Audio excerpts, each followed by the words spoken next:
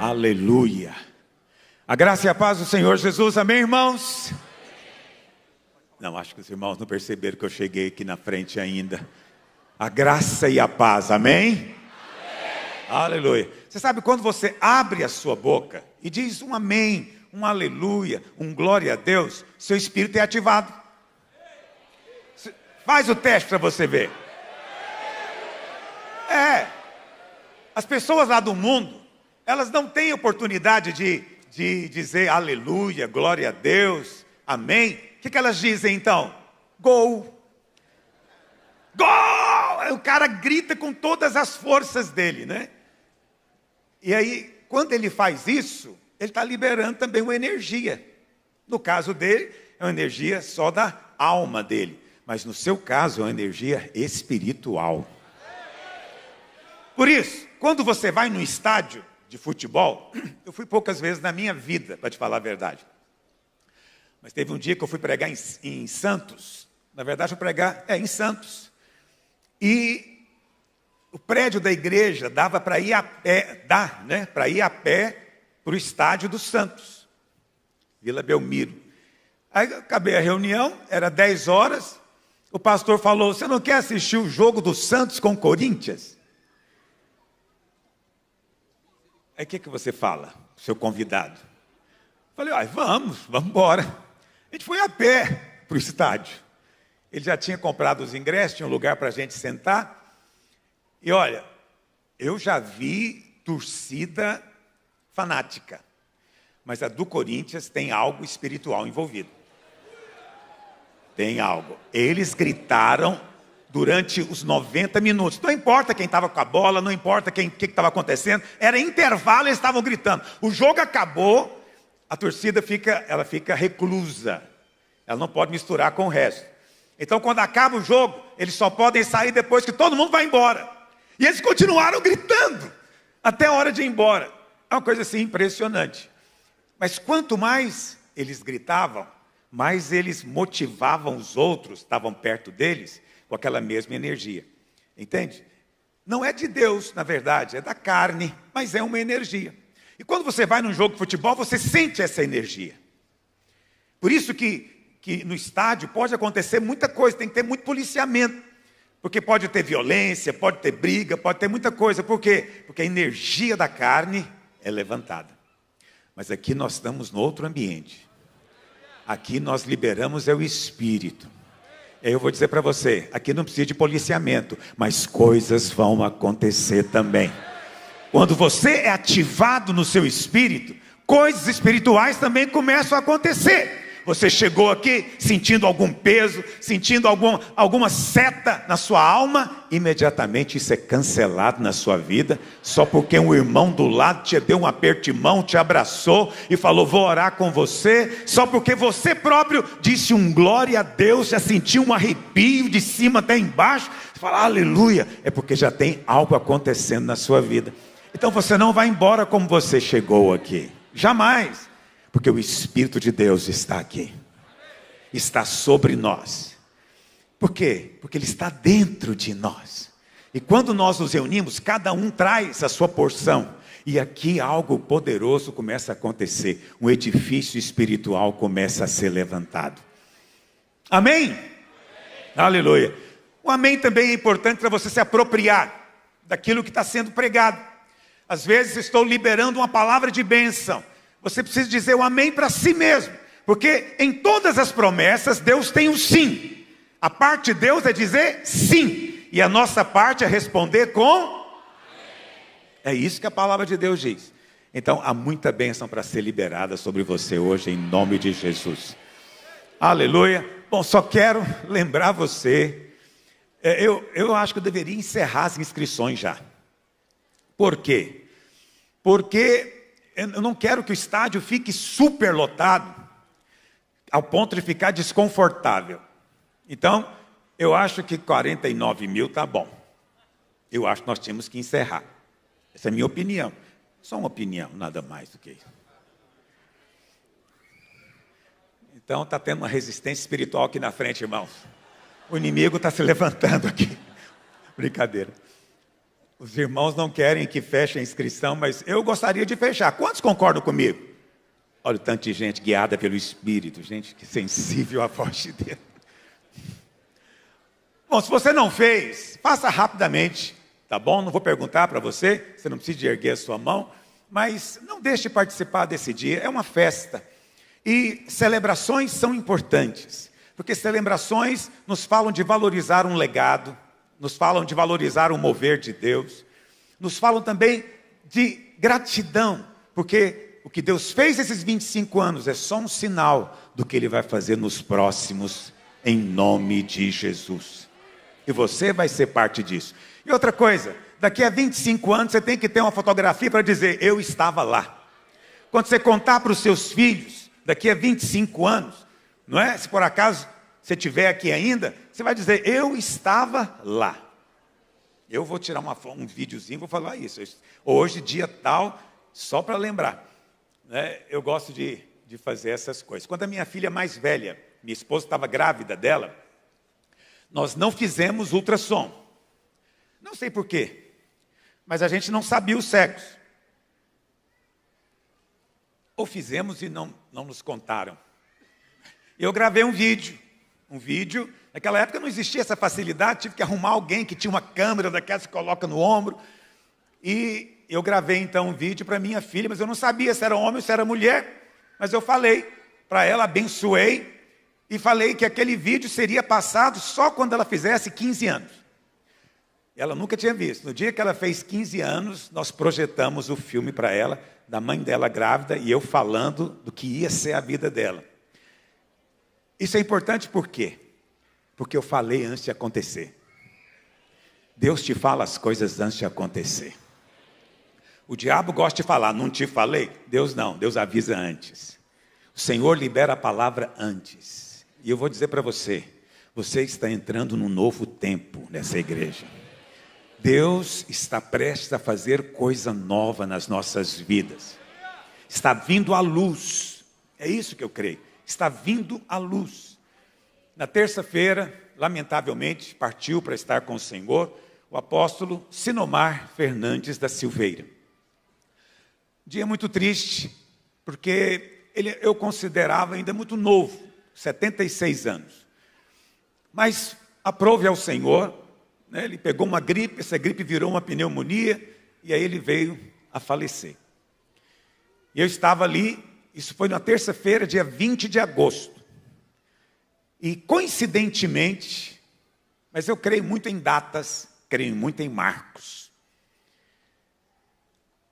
Coincidentemente foi ele que me ordenou ao ministério.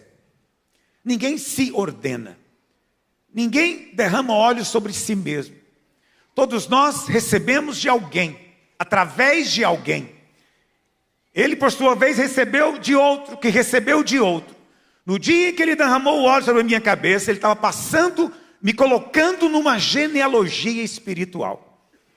E eu fui ordenado por ele exatamente no dia 20 de agosto, o dia que ele partiu. E eu fiquei pensando, meu Deus, por que essa coincidência de datas?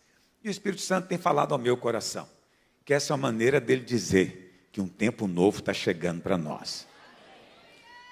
Pastor, o que vai ser esse tempo novo? Não sei, mas eu estou aberto para ser surpreendido. O Senhor vai nos surpreender, vai te surpreender. Nesse ano das portas abertas, você vai ser surpreendido.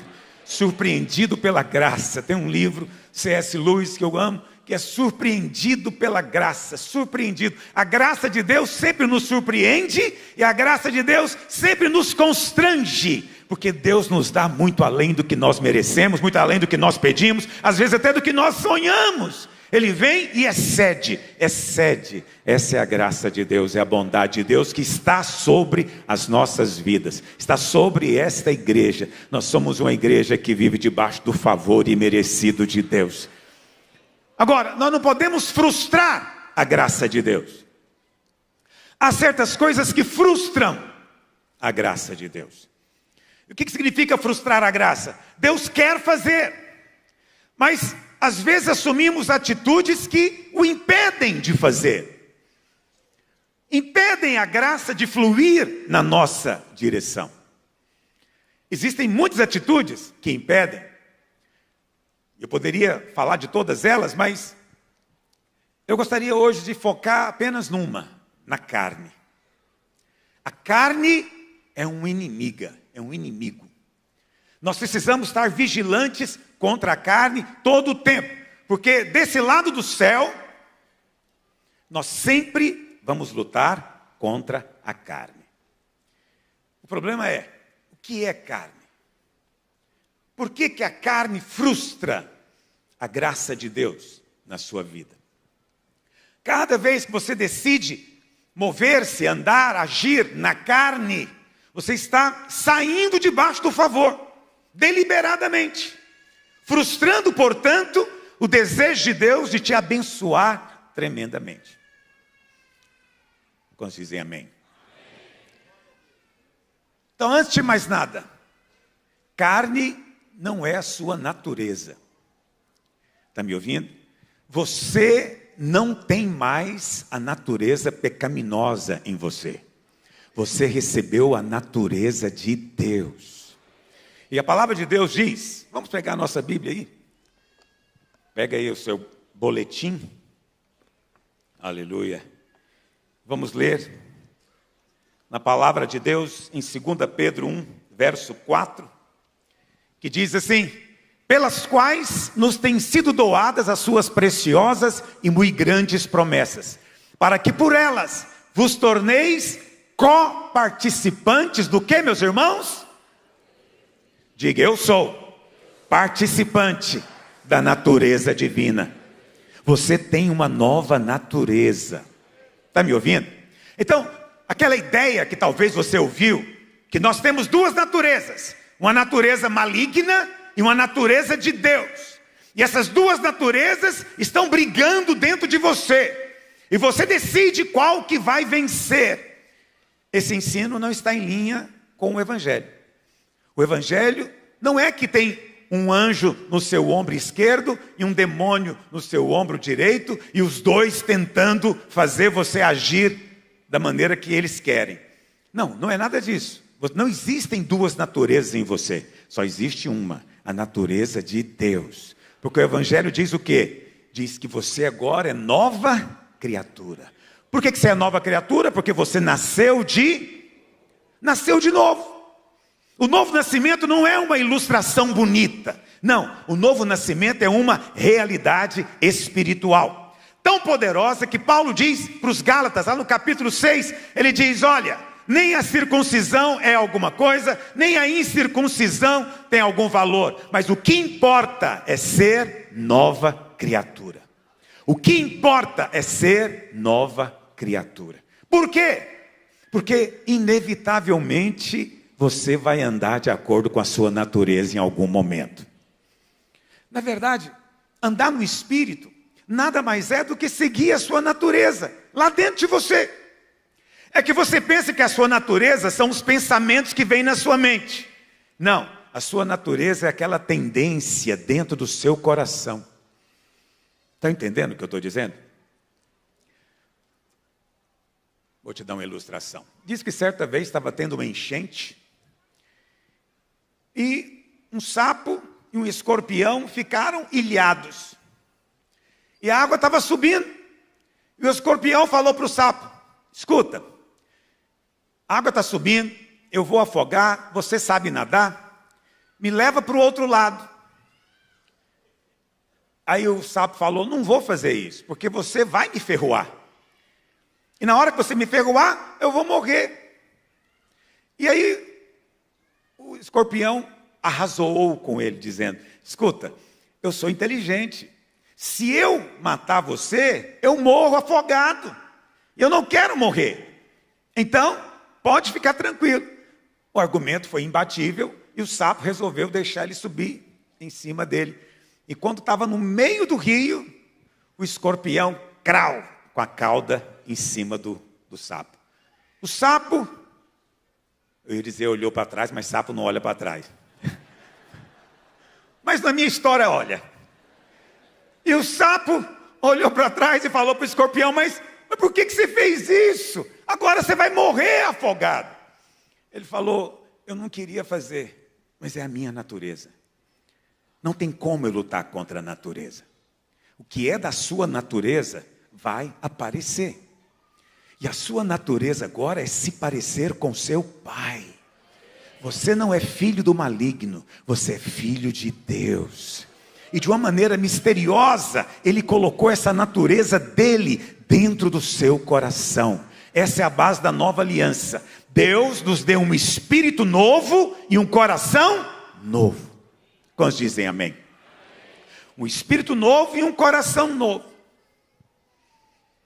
Estou me lembrando de outra história, que envolve escorpiões.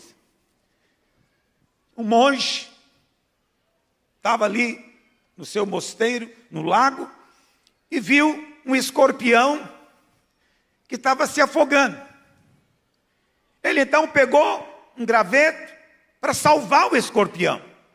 Mas quando ele chegou perto do escorpião, o escorpião o atacou. Queria ferroá-lo. Ele retrocedeu. Pegou uma vara maior, de longe, tirou o escorpião da água. Outro monge que estava assistindo a cena falou: eu não estou te entendendo. Você está querendo salvar um bicho que quer matar você. E o monge deu a resposta clássica. Ele disse: ele agiu de acordo com a natureza dele. Eu agi de acordo com a minha. Cada um deve agir de acordo com a sua própria natureza. Quantos dizem amém? As pessoas esperam, às vezes, porque tem a mente carnal. Aí eu vou explicar o que é carne agora. Porque tem a mente carnal, elas raciocinam de acordo com o pensamento do mundo. Mas nós temos a mente de Cristo. E temos que raciocinar de acordo com os pensamentos do céu, do Espírito, da sua natureza. Certa vez, eu fui chamado, teve um problema muito sério, numa família. E o marido, não era da igreja, o marido muito violento. E queria agredir todo mundo, acho que já tinha agredido o sogro, já tinha feito uma confusão. Aí me chamaram. Agora, por que eu? Bom, me chamaram. Hoje, quando me chamam, eu mando o Naor Pedrosa ou outro pastor no meu lugar. E aí, eu cheguei. Mas antes de chegar lá, o que eu fiz? Parei no posto policial próximo. Falei: escuta, eu estou indo ali resolver um problema. Eu estou com receio do cidadão me agredir. Queria que o policial fosse comigo. Ele falou: nós não nos envolvemos com essas coisas não. Mas se é para te proteger, nós vamos. E eu cheguei com 2 policiais do meu lado na casa do irmão. Foi uma gritaria. O pastor chegou, vai prender, vai prender. E aí tinha uma senhora muito brava. Falou para mim: isso mesmo, pastor. Não esperava nada diferente de você. Aí tá bom, eu comecei a falar, eu falei: olha, a vontade de Deus é reconciliação. Fulana, você não quer perdoar o seu marido. Fulano, você não quer pedir perdão para sua mulher. Vamos viver em paz no casamento. Essa é a vontade de Deus. Pois não é que os 2 se beijaram, se abraçaram. Mas a sogra falou para mim: isso não é coisa de homem. Isso não é coisa de homem. Pelo menos um tabefe você tinha que ter dado. Você vê, o raciocínio dela é de acordo com a natureza dela. O meu raciocínio é de acordo com a minha natureza. Eu sou filho de Deus. E Jesus disse que os pacificadores serão chamados filhos de Deus. Nunca me chame para colocar lenha numa briga. Mas se você quer apagar o fogo, eis-me aqui para ser bênção na sua vida. Porque eu sou um pacificador. Mas a mente carnal pensa de outra forma. Quantos estão entendendo o que eu estou dizendo? A mente carnal, ela quer o revide, ela quer a vingança, ela quer a violência, porque ele foi violento. Então essa é a coisa justa a fazer. A mente carnal. Eu te pergunto, um crente, mesmo tendo a natureza de Deus, ele pode ainda ter uma mente carnal, sim ou não? Sim! Você está começando a entender o que é carne. Carne não é a sua não é a sua identidade. Carne não é o que você é. O que você é mesmo é filho de Deus. Mas você pode, não deveria, mas você ainda pode agir de acordo com o pensamento do mundo. Pensamento natural. Ou para usar uma expressão bíblica, a mente carnal. Você ainda pode, mas eu estou aqui hoje para te exortar. Venha pensar os altos pensamentos do Senhor a respeito de todas as coisas, em todas as circunstâncias. Não imita a sua opinião. Não imita a sua opinião. Uma coisa que demora para a gente ensinar para os pastores é isso. Quando nós nos reunimos como pastores, nós não queremos ouvir a opinião de ninguém. Nós queremos saber quem ouviu do Espírito.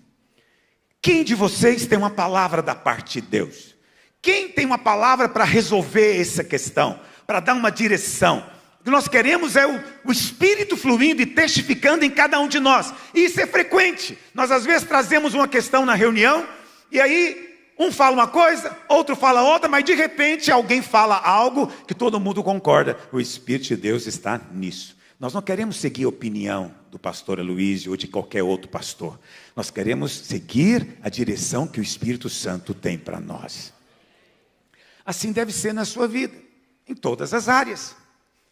Porque nós temos a mente de Cristo, mas não significa que temos os pensamentos de Cristo ainda.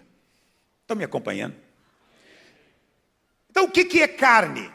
Bom, é uma coisa difícil de definir, fácil de entender, mas não é uma definição com a palavra só. Carne envolve algumas coisas, segundo a Bíblia. Primeiro, a carne envolve a mente.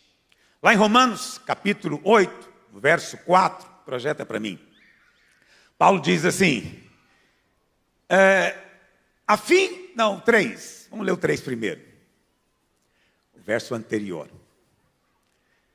Porquanto que for impossível a lei no que estava enferma pela carne, isso fez Deus enviando o seu próprio Filho em semelhança de carne pecaminosa, e no tocante ao pecado, e com efeito, condenou Deus na carne o pecado, a fim de que o preceito da lei se cumprisse em nós.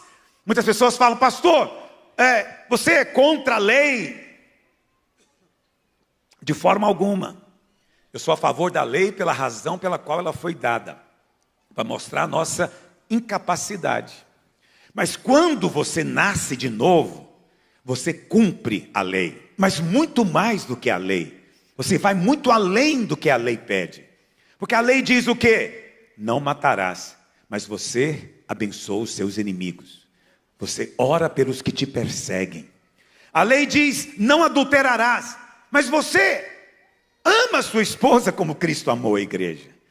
E você não trai a sua esposa, não é porque tem uma regra na igreja dizendo que é proibido. É porque essa sua nova natureza te diz, eu não quero isso. Não quero viver uma vida assim. Quantos estão entendendo o que eu estou dizendo? Então, na verdade, a graça produz excelência moral. Mas a lei produz apenas uma moral exterior, aparente. As pessoas cumprem com medo da punição, com medo do juiz, da consequência. Mas você não. Você cumpre porque tem algo superior dentro de você. Está sendo apenas coerente com a sua natureza. Mas vamos continuar. Verso 5. Porque os que se inclinam para a carne, fazem o que, meus irmãos? Fazem o que? Cogitam. O que quer dizer a palavra cogitar? Pensar. Entendeu? Então, os que se inclinam para a carne, é porque eles pensam. Tem um padrão de pensamento carnal. A mente dele é carnal. E porque a mente é carnal, ele está sempre com pensamentos mundanos. Olha para cá. Quando eu falo de pensamentos, você não é o seu pensamento. Está me ouvindo? Preste atenção nisso. Você recebeu um novo coração e um novo espírito. Mas os novos pensamentos você tem que adquirir todos os dias por meio da palavra. O seu coração é novo, mas os pensamentos que você traz lá de dentro, você é que escolhe quais pensamentos serão. E muitas vezes acontece o quê? Você se converteu. Mas isso significa que, ora, se você se converteu, você nasceu de novo, amém, irmãos? Se converteu, ganhou um coração novo, quando dizem amém? Mas isso significa que agora o seu comportamento automaticamente mudou? Não. Você agora tem que mudar os pensamentos, mudar os padrões antigos para novos padrões. Entende? Então, é muito interessante. Você vai no encontro, a pessoa chega lá incrédula. No sábado à noite ela se converte. No domingo de manhã ela fala em línguas. Ela fala em línguas. Mas quantas vezes eu já vi isso? Os irmãos estão ali orando para ser cheio do Espírito. E começa a chorar e choram. E obviamente vem muitas secreções junto com as lágrimas. Na hora que acaba de orar, ele levanta e fala aleluia, e slap no chão. Aí você fala, nasceu de novo? Não. Isso aí está fingindo. Não, ele nasceu de novo. Mas ele vai ter que aprender ainda como é que se assou, como é que limpa o nariz. Estou te dando só um exemplo para você entender. Quantos estão compreendendo o que eu estou dizendo? Mas nós não, queremos que a pessoa imediatamente tenha outra postura. Não, existe uma fase da vida que você é carnal. E nós temos que ter paciência com essa fase. Que fase que é essa? Da infância espiritual. Lá em 1 Coríntios, capítulo 3. Bom, então, em primeiro lugar, a carne tem a ver com pensamento. Mas também a carne tem a ver com maturidade. Paulo disse assim, eu, porém, irmãos, não vos pude falar como a espirituais, e sim como a carnais. Porque todo carnal é o quê? Criança. Ou seja, o seu padrão de pensamento define a sua maturidade. Leite vos dei a beber. Avança, por favor. Leite vos dei a beber. Não vos dei alimento sólido, porque ainda não podíeis suportá-lo. Na verdade, Paulo diz, nem agora vocês podem suportar, porque vocês ainda são carnais. Por quê? Porque são novos na fé. Mas Deus não se agrada quando essa condição se prolonga para além da infância. Quando você se torna um velho espiritual, carnal, isso produz um problema espiritual. A vontade de Deus é que isso dure por um breve período, até você entender as coisas do Espírito. E quando você entende, então, você vem para andar na graça do favor imerecido. Você abandona a infância espiritual. Quando dizem amém? Mas olha, a carne tem a ver com a mente, tem a ver com a maturidade espiritual, mas também tem a ver com coisas naturais. Essa é uma maneira como nós às vezes tratamos irmãos, não é verdade? Nós dizemos para ele, irmãos, está sendo muito natural com as coisas de Deus. Mas o que nós queremos dizer na verdade? Irmãos, está sendo carnal. Para com isso. Mas como a gente pensa que pode ser muito pesado e ofensivo, a gente fala, não seja natural. Vamos pensar de maneira espiritual. E na verdade, ser carnal é isso. É você pensar do mesmo jeito que pensam os ímpios. Quando o seu padrão de pensamento é exatamente igual ao do mundo, põe a barba de molho, no bom sentido. Fique alerta, porque isso é inimizade contra Deus. Vamos continuar lendo? Volta lá para Romanos 8, verso 6. Olha o que a palavra de Deus diz. Romanos 8, 6. Aleluia. Porque o pendor da carne dá para a morte. Ou seja, quando você está na carne, o resultado é morte. Mas quando você está no Espírito, o resultado é vida e paz. Esse é um sinal de que você está no Espírito. Vida, paz, descanso. Não tem descanso. Debaixo de culpa e condenação, angústia, o tempo inteiro. Isso é morte aos olhos de Deus. Mas continue, verso 7. Por isso, o pendor da carne é o que, irmãos? Quando você resolve ter pensamentos do mundo, lógica do mundo, você está fazendo algo que é inimizade. João diz o quê? Os que querem ser amigos do mundo constituem-se inimigos de Deus. Eu quero ser amigo de Deus, quando dizem amém. Então eu sempre estou olhando o que o mundo diz para falar o contrário, para dizer o contrário. Por quê? Porque aquele é o pensamento do mundo, não é o pensamento do Espírito Santo de Deus. Porque quem está no mundo não pode entender as coisas do Espírito, que só você pode compreender. Por isso Jesus disse o quê? Se você abençoa só aqueles que te abençoam, se você é bom só para com aqueles que são bons com você, o Senhor diz, qual que é a sua vantagem? O que você está fazendo diferente dos ímpios? O ímpio também é bondoso com quem é bom com ele. Até o marginal na cadeia sabe ser bondoso com quem é bom com ele. Ele falou, mas se você quer se parecer com seu Pai Celeste, ore por aquele que te persegue. Ore, abençoe, não amaldiçoe. Não pede para Deus passar a cara dele no chapisco.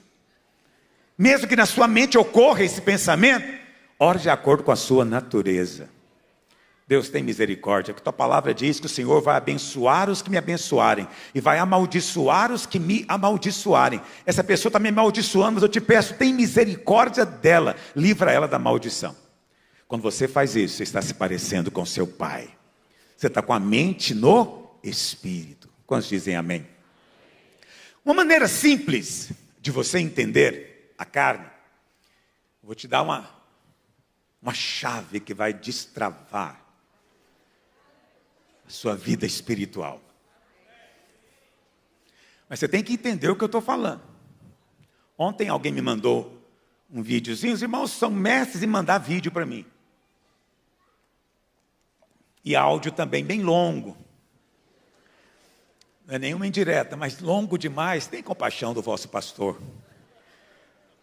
Alguém me mandou um vídeo, eu fiquei me lembrando da minha infância. Porque eu tive experiência parecida. O rapaz estava dizendo o seguinte, que um dia a mãe dele chegou para ele e falou, você vai na padaria e você compra 10 pães. Se tiver ovo, traz 6. Aí eu fiquei ouvindo e falei, o que vai dar isso? Aí ele foi à padaria, perguntou para o atendente, tem ovo? Aí ele falou, tem. Aí ele falou, então eu quero 6 pães. Aí ele voltou em casa, entregou os 6 pães, a mãe falou, o que é isso? Eu não te falei que queria 10? Ele falou, não, você falou que queria 10, mas se tivesse ovo, 6. Como tinha ovo, eu trouxe 6. Você vê, é uma questão puramente de gramática, de pontuação, de vírgula. Não é verdade? Mas é próprio de criança fazer esse tipo de coisa. É o que acontece com alguns irmãos. Eles estão me ouvindo pregando e vêm depois com 6 pães para o meu lado.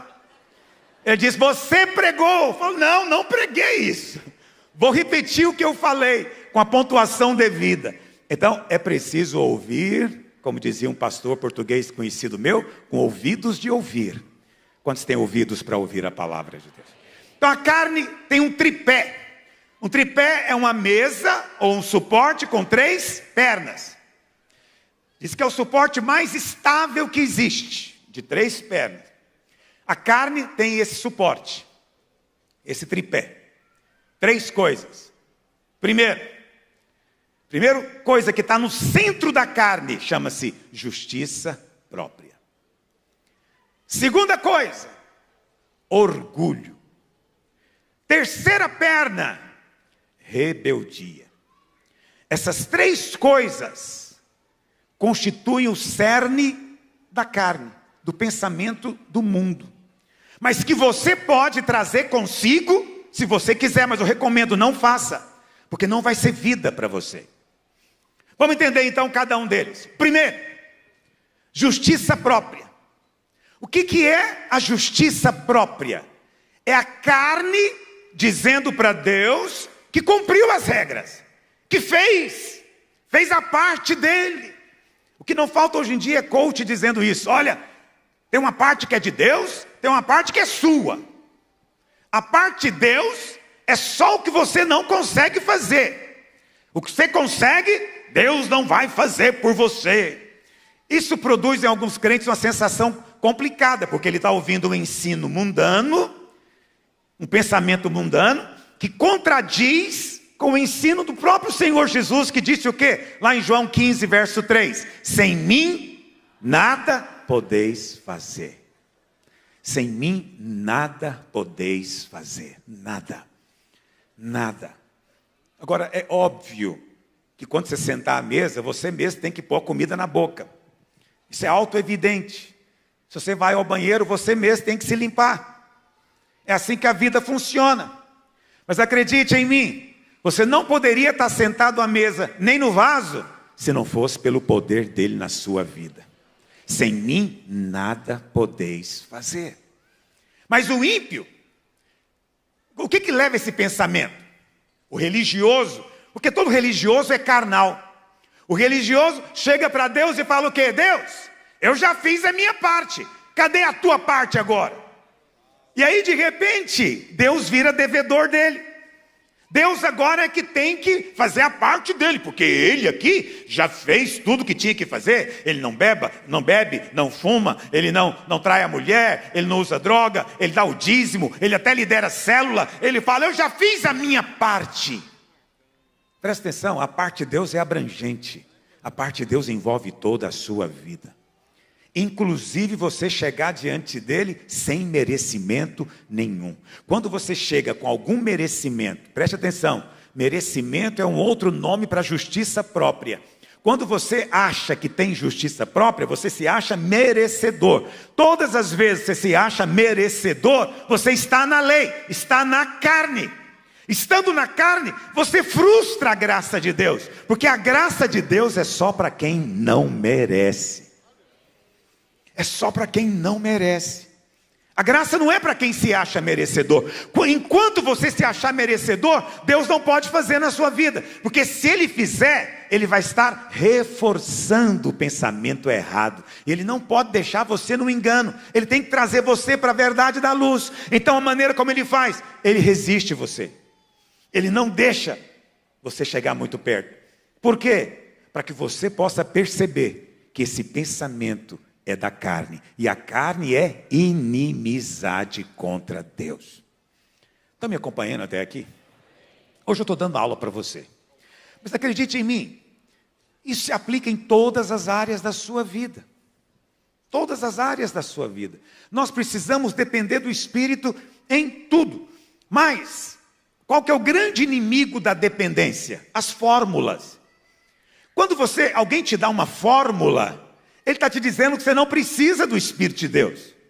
Você pode resolver aquilo só aplicando uma fórmula. Mas fórmulas podem funcionar para uns e não para outros. Pior, pode funcionar num dia e não em todos os dias. Mas o Espírito Santo te guia todos os dias, em todo o teu caminho. Eu comentava com a minha filha ontem, que ela está com bebê, então ela está lendo livros de como criar filhos. Eu disse para ela, quando eu fazia faculdade, aconteceu uma situação comigo na sala de aula. Então, alguém perguntou ao professor sobre criação de filhos. E ele perguntou, o que o senhor sugere para a gente fazer na criação de filhos? Aí ele olhou para a gente e falou, faz qualquer coisa. O que você fizer vai estar errado. Aquilo me deixou perplexo. Mas essa foi uma maneira dele dizer, não tem fórmula, filho. Cada criança é única e cada pai e mãe é único. E presta atenção, o que funcionou com o primeiro filho pode dar muito errado com o segundo. Por quê? Porque é outra criança e você não é o mesmo pai e mãe que era para o primeiro. Concorda comigo? Quando o primeiro nasceu era novidade, expectativa. O menino nasceu então, ele é paparicado.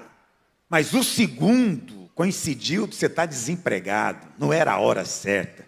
E esse menino chega, ele chora a noite inteira. E tem um temperamento forte. E aquilo muda você. Você antes tinha dinheiro, agora está sem dinheiro. Você estava bem no casamento, mas todo desempregado tem crise conjugal. Agora esse menino nasceu em outro ambiente, com outra história, e você pensa que é o mesmo pai. Não é. Então o meu professor tinha toda a razão. O que nós mesmos fazemos nunca dá certo. Mas o que o Espírito Santo te guia para fazer, isso dá sempre certo. Por isso, antes de você fazer qualquer coisa para o seu filho, ora. Fala, Espírito Santo, o que eu faço? O que eu faço? Pode ser que o Espírito Santo diga para você o quê? Ignore, não faça nada. Deixa ele aprender com o erro dele. Mas pode ser que o Espírito Santo fale, intervenha, pare imediatamente. Você vai perceber dentro de você, o Espírito vai te dizer. Quantos estão compreendendo o que eu estou dizendo? Então, criar filhos não é uma questão de meramente fazer um curso. É uma questão de ser espiritual ou carnal. Se você é carnal, vai aplicar fórmulas. Se você é espiritual, você vai orar pelo seu filho todo dia. Deus, me ajuda a abençoar essa criança. Não consigo entender como é que ela vê o mundo. Me ajuda a entender isso. Porque às vezes é complicado mesmo. Você não sabe o que fazer. Feliz o pai e a mãe. Aliás, feliz a criança cujo pai e a mãe chegou a essa conclusão. Não sei o que fazer com esse menino. Esse é um dia de glória na sua vida. Porque é o dia que você vai colocar o joelho no chão e vai clamar pela ajuda dele. Só anda no Espírito quem depende. E só depende quem precisa. Está me ouvindo? Quem precisa. Enquanto você acha que consegue fazer, é carne. No dia que você conclui que não pode, o Espírito pode agir na sua vida. Quantos estão me acompanhando? As coisas são complexas. Tinha uma irmã, ela já faleceu, chamava-se Margot. E um dia ela estava me contando, né, ela falando de criação dos filhos dela, e ela dizendo que sempre era muito severa com os filhos. Por quê? Porque ela acreditava realmente, e está certo, que os filhos tinham que aprender padrões de comportamento apropriado. Mas ela disse que um certo dia, ela saiu de casa com o marido, e ela falou para os 2 filhos, deu algumas direções, e eles fizeram tudo diferente. Bagunçaram a casa, quebraram coisas, fizeram coisas terríveis. Quando ela chegou, eles já estavam esperando a punição. Mas aí ela olhou para eles, ela disse: pastor, eu tive que orar. Eu falei: orei, Deus, o que eu faço com esses meninos? Aí o Espírito Santo, ela disse, falou para ela: ensina para eles hoje o que é graça. É o melhor dia para eles aprenderem.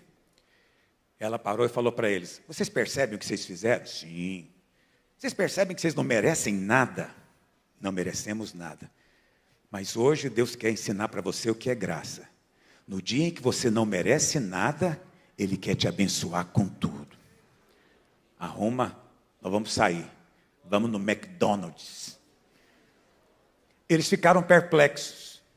Mas você acha que isso produziu neles mau comportamento? Mudou a postura deles. Levou eles para outro patamar. Tornaram-se muito mais maduros. Mas só o Espírito Santo para orientar você a hora de você fazer isso. Quantos entendem o que eu estou dizendo? Por quê? Porque às vezes você gosta de fórmulas. Fórmulas são coisas complicadas. Tem um pastor amigo meu, pastor Almir. Hoje estou contando muita história, né? Mas o pastor Almir, ele estava me contando que ele precisava vender um carro. Já tem algum tempo. Ele precisava de vender um carro, não conseguia vender de jeito nenhum. Difícil demais vender o carro. Ele tentou, não conseguiu. O que ele concluiu? Vou orar. Aí ele estava na casa dele, ajoelhou, orou, falou: Deus, me ajuda. Não consigo vender um carro. Senhor, manda um comprador, eu te peço. Ele orou. Quando ele acabou de orar, a esposa falou para ele: não tem carne para o almoço. Vai no açougue e compra carne para a gente. E ele pegou o carro, foi para o açougue. Quando ele estacionou na porta do açougue, um cara já apontou para ele e falou: quer vender seu carro? Ele falou: vendo. E o cara falou: pago tanto. Ele falou: está vendido. Posso te levar na sua casa? Eu preciso do carro agora. Levou ele em casa, pagou e foi embora com o carro. Qual a moral da história? Você quer vender carro? Vai no açougue. Entendeu o que é a mente carnal? Você quer vender carro? Vai no açougue. Foi isso que eu fiz. Funcionou demais. Presta atenção, o Espírito Santo, naquele dia, para ele, tinha aquele caminho. Mas para mim o caminho pode ser outro. Para você pode ser outro. Mas tem uma coisa que não muda. Entra para o seu quarto, fecha a porta e ajoelha dizendo: Senhor, eu não consigo. Me ajuda, por favor, me ajuda. E o Espírito Santo vai ajudar você. Se você crer, dê uma salva de palmas ao Senhor. Esse é o momento de você aplaudir. Por quê? Porque a ficha caiu. Quando a ficha cai, a gente que é pregador percebe aqui na hora.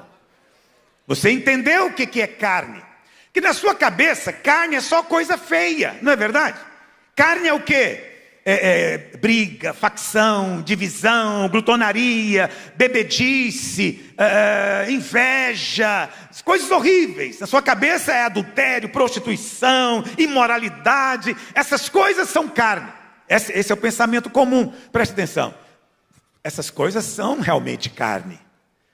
Mas a Bíblia diz que isso é só no fim que aparece. Porque são obras da carne. Mas no começo, a carne não tem a cara feia. A carne tem a cara boa. Lá em Filipenses capítulo 3, Paulo fala da carne. Mas ele fala de uma maneira tão diferente. Olha o que ele diz, vamos ler, Filipenses capítulo 3, vamos ler a partir do verso 3. Paulo diz assim: porque nós é que somos a circuncisão, nós que adoramos a Deus no Espírito. Quantos adoram a Deus no Espírito? Então você foi circuncidado, você está em aliança com Deus e a carne foi removida da sua vida. E nos gloriamos em Cristo Jesus e não confiamos no que, meus irmãos? O que é confiar na carne? É você acreditar que você pode muito.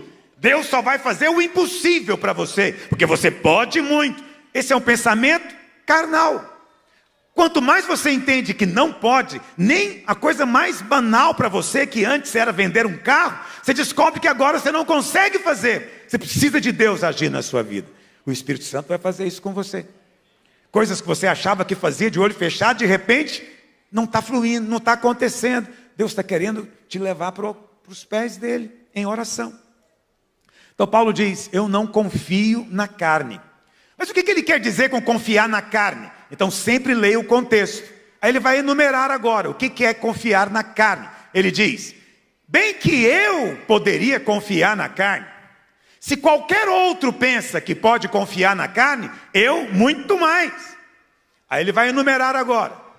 Eu fui circuncidado ao 8º dia, sou da linhagem de Israel, da tribo de Benjamim, hebreus de hebreus. Quanto à lei, eu era fariseu, que é o partido, a seita mais zelosa que havia em Israel.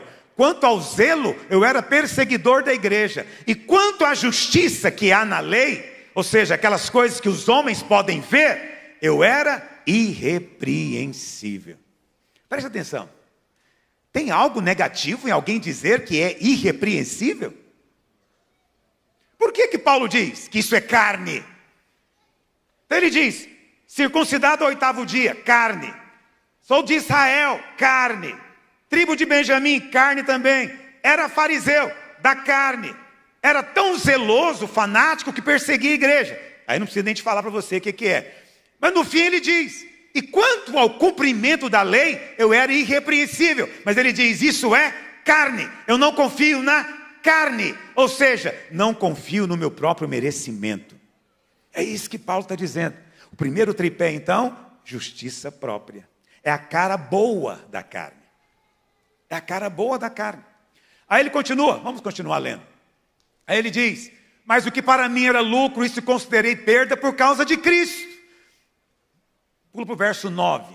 Ele diz, e ser achado nele, em Cristo, não tendo justiça própria. Paulo não quer saber da justiça que vem da lei. Paulo não chega diante de Deus dizendo que cumpriu todas as regras da igreja.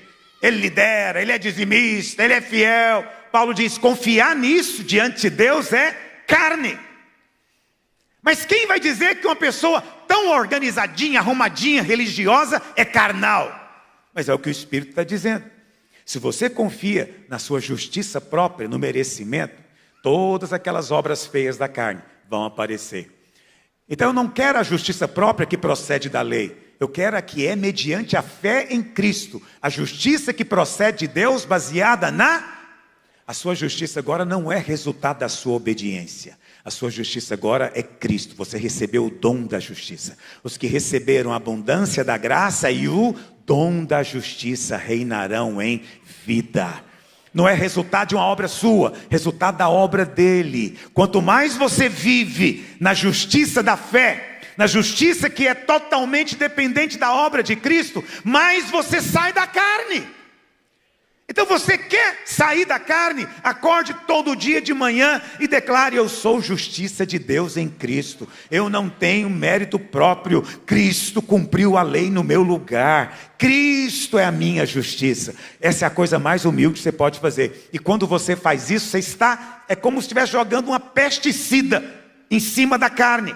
Você está amortecendo a carne. Ela não vai desaparecer. Vai continuar lá, mas você não está andando de acordo com ela. Você está andando de acordo com o Espírito. Porque a sua mente está pendendo para o Espírito. E eu estou falando hoje para uma igreja de vencedores. Vencedor não é carnal. Não tem padrão de pensamento carnal, baseado em merecimento. Está em Gálatas 3. Paulo diz dos Gálatas. Paulo diz o que para eles? Paulo diz, Gálatas 3, verso 3. Paulo diz assim: sois assim insensatos, que tendo começado no Espírito, estejais agora vos aperfeiçoando aonde, meus irmãos? Olha a carne aparecendo. Os Gálatas queriam pecar? Queriam fazer coisa errada? Não, eles queriam tornar crentes melhores. Autoaprimoramento. Eles queriam, e é isso que o pastor prega nas igrejas todo domingo: seja um crente melhor, faça melhor, entendeu? Procure se aperfeiçoar. Mas como? Ele vai te dizer: faça isso, não faça aquilo, obedece nisso e naquilo. Ele vai te falar um montão de regras. Paulo fala o quê? Você é insensato. Você começou no Espírito. Como é que você começou? Pela graça sois. Quando você foi foi salvo porque você cumpriu o mandamento? Foi salvo porque fez boas obras? Por que você foi salvo? Porque você creu. Creu em quê? Na graça de Deus. Isso é Espírito, Paulo diz. O que é carne? É o que os Gálatas estavam fazendo. Apareceu um grupo judaizante na igreja e passou a dizer para eles: olha, não basta crer em Jesus agora. Para ser salvo tudo bem, mas agora, para se santificar, vocês precisam da lei. Tem que cumprir a lei. E os coitados dos Gálatas acreditaram nisso e estavam até pensando em se circuncidar. Paulo diz: não faça isso. Se vocês fizerem isso, vocês estão anulando a graça de Deus na vida de vocês, cancelando a graça, porque vocês estão tentando merecer o que você só pode receber pela graça. Amém, irmãos? No capítulo Gálatas 3, no verso 10, Paulo fala uma consequência grave para os Gálatas. Paulo diz assim: olha, todos quantos são das obras da lei estão debaixo de quê, irmãos? Todos aqueles que vivem confiados em justiça própria vão perceber maldição se manifestando na vida deles, mesmo sendo crentes. Mesmo tendo Cristo levado toda a maldição no lugar dele, mas ele, ao confiar na justiça própria, foi para a carne. A carne frustra a graça de Deus, impede a graça de se manifestar. Mas que nesses dias o Espírito Santo te dê entendimento espiritual, que você possa compreender essa realidade. Há muito favor disponível para você. Há muito favor. O primeiro tripé, portanto, é o que, meus irmãos? Qual que é a primeira perna? Justiça própria. A segunda perna é o orgulho. Por quê? Uma coisa produz a outra. A justiça própria produz o quê? Orgulho. Eu sou fiel. Eu cumpro os mandamentos, eu dou o dízimo, eu jejuo, faço toda a campanha de jejum, eu ajudo nos encontros, eu. Qual o resultado disso? Em algum momento você começa a pensar: poxa, eu sou gente boa. Poxa vida, eu acho que eu estou bem acima da média. Esses crentes têm muito que aprender comigo, eu acho que eu estou muito bem. A Bíblia chama isso de quê? Orgulho. Orgulho. 1 Pedro 5,5 diz que Deus resiste ao... mas dá graça ao... Então quem é que pode receber graça? Só quem é humilde.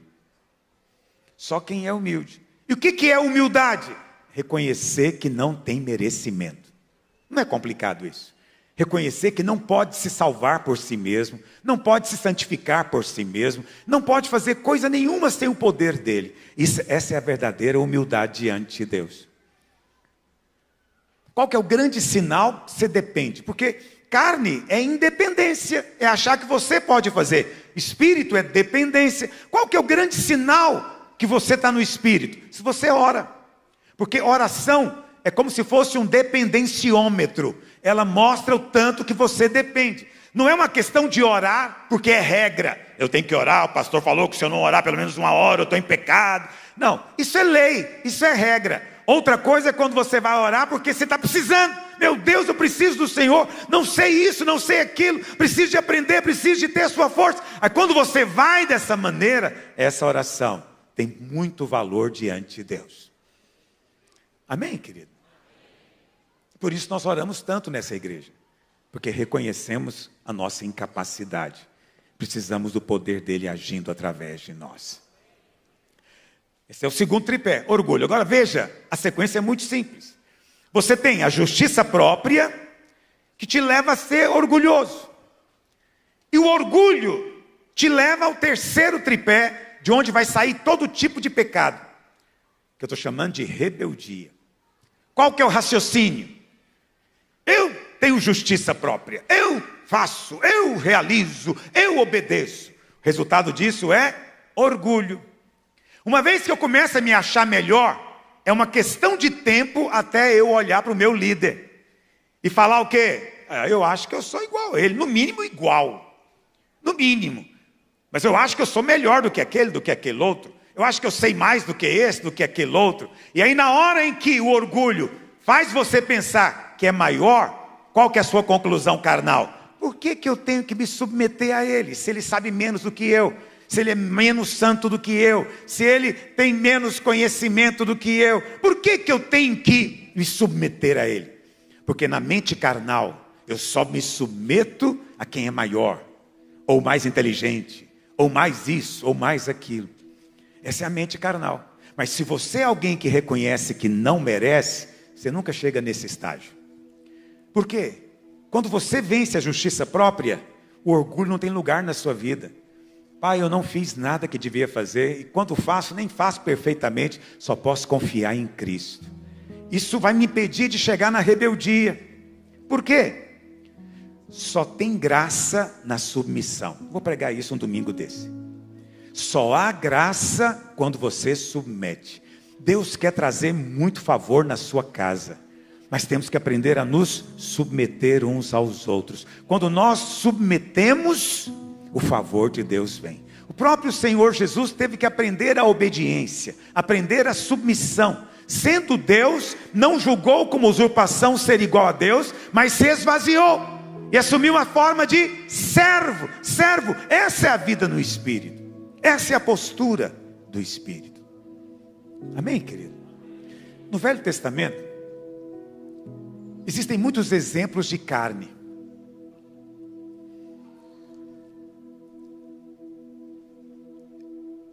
E aí, pelo exemplo, você tem mais clareza. Um exemplo é Moisés. Moisés foi criado na casa de Faraó como um príncipe. Recebeu o melhor treinamento. Fez os melhores cursos. Era uma pessoa altamente capacitada. Único em Israel. Porque era um povo de escravos. Todos eles eram escravos. Só Moisés era diferente. Um dia Moisés olhou, falou, poxa vida, não deve ser por acaso. Deus deve estar querendo algo de mim. Então, resolveu começar uma revolução. Ele viu um egípcio oprimindo um hebreu, foi lá e matou o egípcio. Mas Deus tinha falado com ele alguma coisa? Deus tinha chamado ele para alguma coisa? Ainda não. Mas ele presunçosamente foi. Presta atenção, desobediência é quando Deus manda e você não vai. Presunção é quando Deus não falou nada e olha você lá fazendo. Moisés, o nome disso é carne. Ele tinha 40 anos, fugiu, foi para Midian, lá se casou, teve filhos. 40 anos depois, quando ele tinha 80, Deus aparece para ele e fala para ele, Moisés, eu vou te enviar para libertar o povo. Diga a Faraó que deixe o meu povo ir. O que Moisés responde para Deus? Quando eu queria fazer, o Senhor não fez. Agora eu não quero mais também. É isso que ele falou em outras palavras. Eu tinha 40 anos, cheio de energia, podia fazer, o Senhor não quis. Agora eu estou com 80, na beira da morte, aí o Senhor que quer fazer? Mas é esse o momento em que Moisés está apto. Ele não pode mais nada. Ele vai ter que depender de Deus. É nesse momento que Deus faz. Quantos estão tentando mudar o casamento no braço? Mudar o marido no braço? Alguém me mandou uma mensagem? Uma irmã. E ela dizendo, pastor, eu tenho percebido que o meu marido comigo, ele parece meu filho. Quer que eu faça tudo para ele? eu tenho que arrumar a casa, fazer comida, arrumar a roupa dele, arrumar o guarda-roupa dele. E ela falou, eu decidi que não vou ser mãe dele. Aí eu respondi para ela, falei, é uma boa decisão. Realmente estar casado com a mãe me dá até gastura. Eu falei, mas eu vou te dizer, você não é mãe dele quando você faz comida, você é só uma boa esposa. Você não é mãe dele quando você cuida da roupa dele, você está fazendo mais do que sua obrigação, você é sua aliança, você casou com ele. Eu vou te dizer que hora que você é mãe dele. Na hora que ele fala alguma coisa que você discorda, você repreende ele na frente de todo mundo.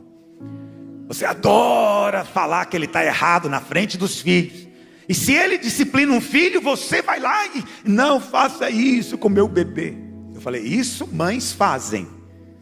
É tratar marido como se fosse criança. Ela me respondeu, ok.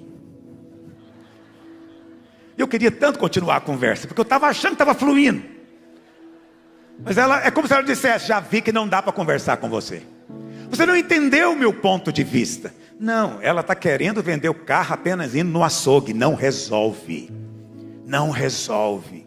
É preciso depender do Espírito Santo de Deus. Ninguém se muda, você não se muda e você não muda ninguém. Mas o Espírito Santo pode transformar você. O pau que nasce torto não vai morrer torto quando o Espírito de Deus vier sobre ele. Quando o carpinteiro de Nazaré vier passar a plana sobre ele, ele vai ser retificado. Mas vai ser poder de Deus, para a glória de Deus, não sua. Você não vai chegar e dizer, está vendo esse homem aqui? Eu que fiz ele ser desse jeito. Não, não. Você vai dizer o contrário. Vai dizer, eu nem sabia como lidar. Mas olha o que Deus tem feito na minha vida e na vida dele. Quantos dizem amém? Um outro exemplo na Bíblia, já estou encerrando, não preciso levantar, é Abraão. A Bíblia fala que Deus veio a Abraão e fez para ele uma promessa, de que ele seria pai de nações, e que na descendência dele, todas as famílias da terra seriam abençoadas. Mas tinha um problema. Abraão não tinha filhos. Sara era estéril. Aí um belo dia, depois de voltar do Egito, foi um presente de Faraó para ele. Sara disse para ele, olha Abraão, a coisa é o seguinte, a regra é essa. Se a escrava tiver um filho seu, vai ser nosso filho. Então, pega a escrava Agar e tem um filho com ela. E Abraão seguiu a sugestão da esposa e teve um filho. Como era o nome dele, irmãos? Ismael. Ismael. E a Bíblia fala então que, olha como a coisa é séria. Vamos ler isso na Bíblia. Gálatas 4, verso 22. Gálatas 4, 22 diz assim: pois está escrito que Abraão teve 2 filhos, um da mulher escrava e outro da livre. Mas o da escrava nasceu segundo o que, meus irmãos? E o da livre mediante a... Aqui está te mostrando o que é vida cristã.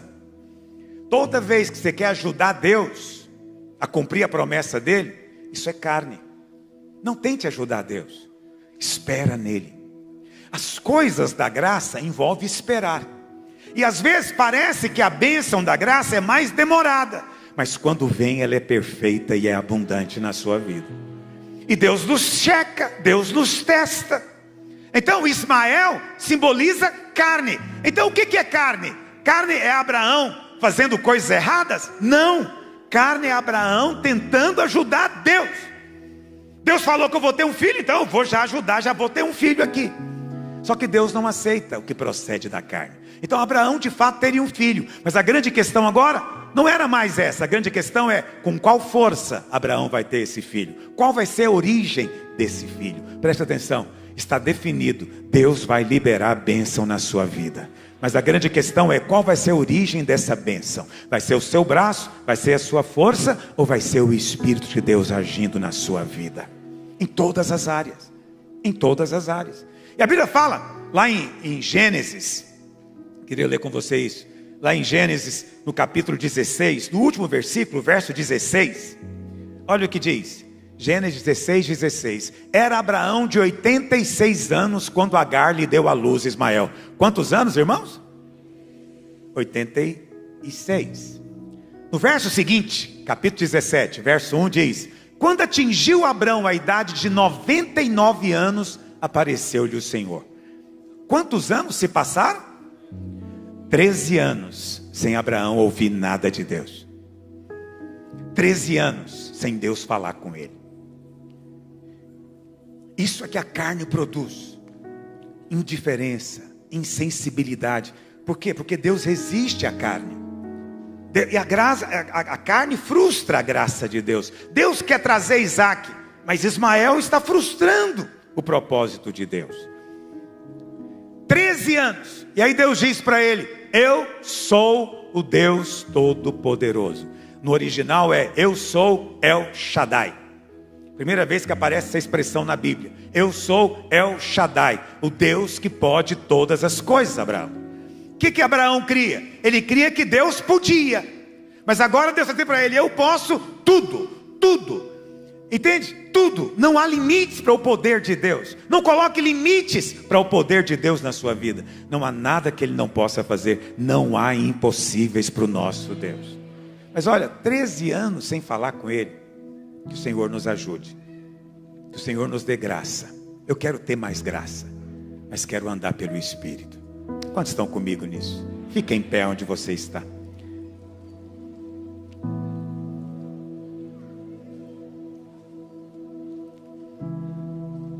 Aleluia. Hoje é dia de apenas reconhecer que você não tem justiça própria. Esse é o caminho de vencer a carne.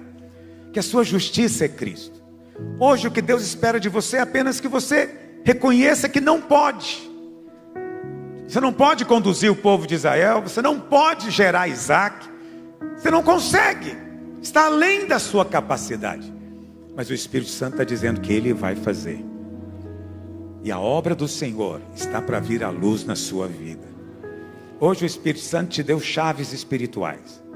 E você vai aplicá-la na sua casa, na criação dos filhos, relacionamento conjugal, no seu trabalho. Rejeita todos os pensamentos que procedem do mundo e pede ao Senhor que encha a sua mente com os pensamentos do céu. Erga sua mão direita. Pai, eu oro nessa hora pela nossa igreja, pela tua igreja, por todo esse grande rebanho que o Senhor tem trazido para este lugar. O Senhor nos deu o encargo de edificar uma igreja de vencedores. Te peço, ó Senhor Deus, que os teus filhos andem como vencedores. O vencedor que confia na graça, que descansa no favor imerecido. O vencedor que ora, que busca a tua face, depende de ti, e por isso anda no descanso.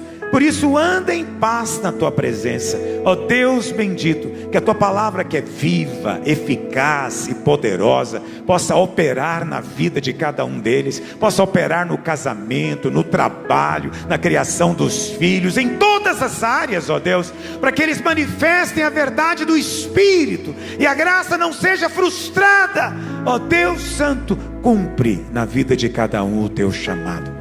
Traz entendimento, traz luz do teu Espírito. Essa é a oração que eu faço em nome de Jesus. Repita comigo, diga: eu rejeito todo merecimento, toda justiça própria. Diga: eu rejeito toda soberba, todo orgulho. Diga: eu ando humildemente diante do Senhor, porque eu confio na sua graça, no favor imerecido. Diga: e creio que por causa disso receberei mais favor, mais vida, mais unção, mais suprimento em todas as áreas. É a minha fé, eu declaro hoje, em nome de Jesus. Quero liberar a bênção sobre a sua vida nessa semana. Que o Espírito de Deus te dê sabedoria. Que naquele momento que você tiver tomar decisão, o Espírito Santo seja uma voz atrás de você dizendo: este é o caminho, ande por ele. Que o Espírito Santo te conduza em veredas de justiça, em caminhos de vitória, e te livre de todo pensamento, cogitação da carne. Eu libero bênção sobre você e a sua casa.